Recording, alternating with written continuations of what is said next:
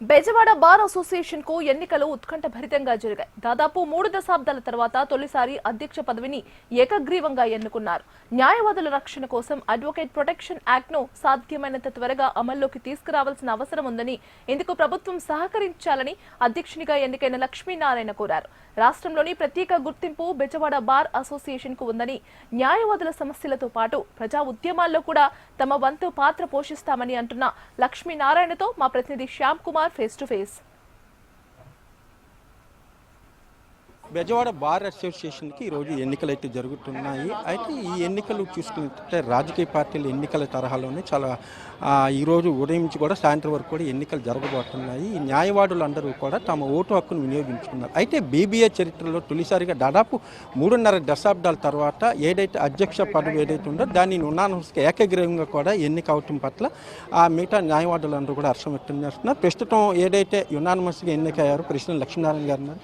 చెప్పండి, గత దాదాపు 3.5 దశాబ్దాల తర్వాత ఫస్ట్ టైం యునానిమస్గా ఇక్కడ ప్రెసిడెంట్ అనేది ఎలక్ట్ అవ్వటం జరిగింది. దీన్ని ఎలా అనుకోవచ్చు? నేను ముఖ్యంగా మా బార్ అసోసియేషన్ సభ్యులందరికీ కృతజ్ఞతై ఉన్నాను. కారణం, కొన్ని దశాబ్దాల తర్వాత నన్ను ఏకగ్రీవంగా అధ్యక్షుడిగా ఎన్నుకోవడం జరిగింది. బెజవాడ బారు ఇప్పుడు 121 సంవత్సరాల చరిత్రతో నడుస్తోంది. మా బార్ అసోసియేషను ఎన్నో ప్రజా ఉద్యమాలు నిర్వహించింది. అలాగే రాష్ట్రం మొత్తానికి చాలా ఆదర్శవంతంగా ఉంటుంది మా బార్ అసోసియేషను. నన్ను ఏకగ్రీవంగా ఎన్నుకున్నందుకు నేను మా బార్ అసోసియేషన్కి ఏదైనా నా వంతు సహాయం డెఫినెట్గా చేస్తాను. అది ముఖ్యంగా మేము ఇక్కడ ఎదుర్కొనే వాటిల్లో సమస్యలు, ఈ పార్కింగ్లు ఇవన్నీ కూడా మాకుగా మేము పరిష్కరించుకోగలిగినవి.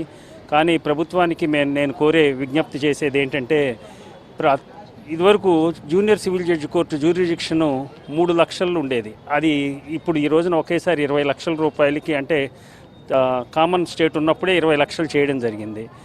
అది తెలంగాణ గవర్నమెంట్లో వాళ్ళు 10 లక్షలకి తగ్గించారు, కానీ మన గవర్నమెంట్లో తగ్గించలేదు.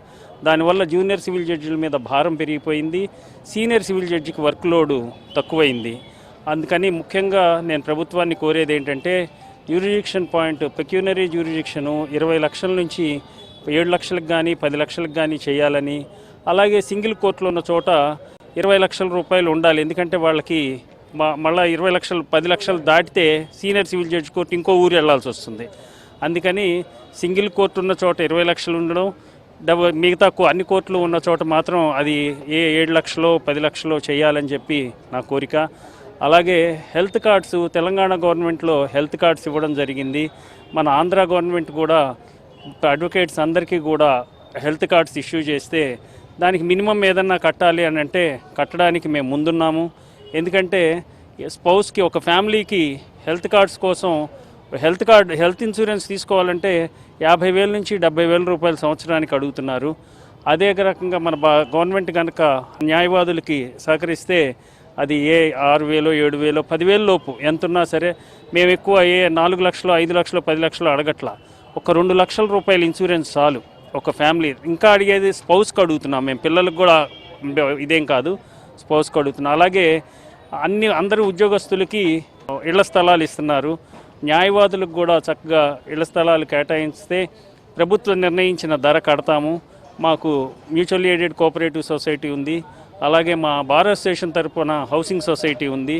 ఇవన్నీ కూడా ప్రభుత్వం దృష్టికి తీసుకెళ్ళి మా న్యాయవాదులకి మంచి జరిగేటట్టు చేయాలి. అలాగే అడ్వకేట్స్ ప్రొటెక్షన్ యాక్ట్ సంబంధించి తెలంగాణ గవర్నమెంట్ ఇది కూడా మనల్ని ఆదర్శంగా తీసుకొని ఇంకోళ్ళు ఉండాల్సి వస్తుంది. అలాంటిది ఈ మన న్యాయపరంగా ఉన్న వాటిల్లో తెలంగాణ గవర్నమెంట్ని మనం ఆదర్శంగా తీసుకోవాల్సి వస్తుందంటే అది బాధాకరమైన విషయం. ఇటీవల కాలంలో మీరు అడిగినట్టే ఇది ఏదైతే అడ్వకేట్ ప్రొటెక్షన్ యాక్ట్ అనేది ఉందో, ఇటీవల కాలంలో న్యాయవాదులపైన దాడులు జరుగుతుంది. అంటే మీరు ఎటువైపు వాదించినప్పటికీ వాళ్ళతో ప్రత్యక్షంగా ఎటువంటి సంబంధం లేకపోయినా మీరు న్యాయం పరంగా మీరు వాళ్ళ తరఫున వాదిస్తున్నారు. అయితే ఇటీవల కొంతమంది న్యాయవాదులపైన దాడులు జరిగినాయి, హత్య కూడా జరిగింది.